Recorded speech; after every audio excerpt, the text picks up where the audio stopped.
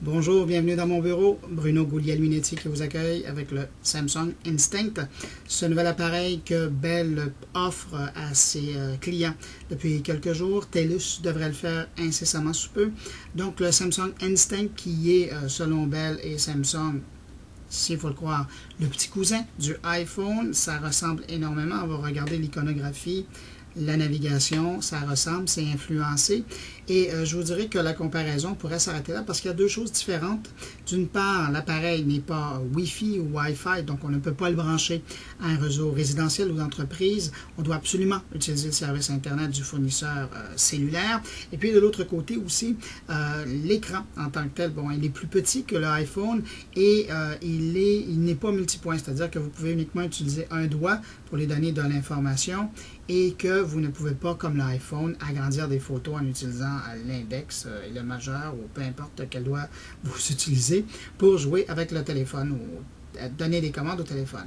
Autre information concernant ce téléphone-là, et c'est une petite déception de ma part, c'est probablement dû à la taille de l'appareil. À un moment donné, ça commence à être difficile, mais c'est le furteur Internet du Instinct qui est plutôt décevant. Je vous dirais pour un appareil qu'on offre avec un forfait de 10 $ Internet illimité, le furteur en tant que tel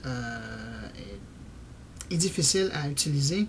Au niveau de la navigation, on voit mal les pages, on lit mal les textes. Et c'est un petit peu achalant parce que dans le fond, cet appareil-là est présenté comme un appareil qui utilise beaucoup le web et pour voir des pages web, c'est un peu difficile. J'ai évidemment la norme, je les compare, le Safari qu'on trouve sur l'iPhone, l'Opera Mobile qu'on trouve sur la plupart, qui est téléchargeable sur la plupart des téléphones, et puis aussi le Furteur qui est offert avec des appareils intelligents de Nokia, qui aussi fait très bien le travail. Alors, de ce côté-là, c'est peut-être le bas blesse, comme dirait l'expression.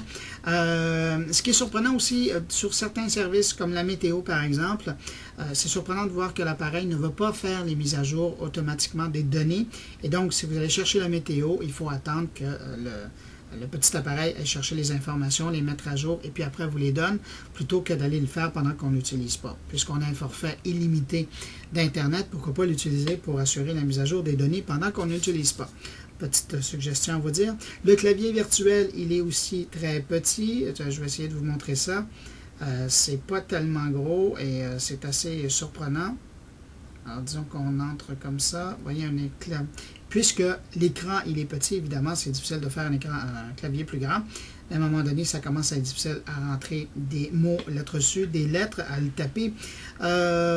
Chose intéressante, par exemple, pour l'utilisation du courrier électronique, il n'y a pas vraiment de logiciel de courrier électronique. Vous ne pourrez pas vous prendre d'avance, par exemple, si vous êtes dans une zone où il n'y a pas d'accès au téléphone cellulaire, ou vous êtes, par exemple, dans un avion, c'est impossible de préparer le courriel et de l'envoyer par la suite, puisque le service de courriel se branche automatiquement sur le service Live de Microsoft. Ça fait partie de la nouvelle mouvance, c'est-à-dire que ce sont des appareils qui travaillent avec Internet, qui donnent accès à des services qui sont sur Internet, mais un bon vieux petit logiciel de courrier électronique pourrait être intéressant à être ajouté là-dessus.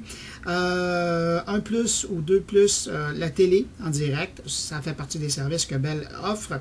Sur l'iPhone, pour le moment, c'est pas possible d'utiliser ça, mais là-dessus, vous pouvez regarder la télé en direct et avec le format, ce qui fait très 16:9 à l'occasion, quand les chaînes le proposent.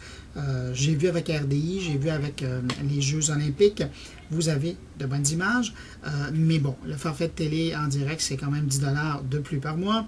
Vous avez la radio par satellite Sirius qui est disponible, plusieurs chaînes, c'est 8 mois de plus par mois, mais si ça vous intéresse, vous êtes là. Et puis la plupart des fonctions, entre guillemets, évoluées qu'on trouve sur les téléphones intelligents, c'est présent là-dessus, je pense notamment au GPS, qui est très bon, qui répond bien. Peut-être bémol du côté des jeux qui sont proposés, je vous dirais qu'il y a 3 jeux qui sont là, et même un jeu de Sudoku qui est offert, mais en version essai.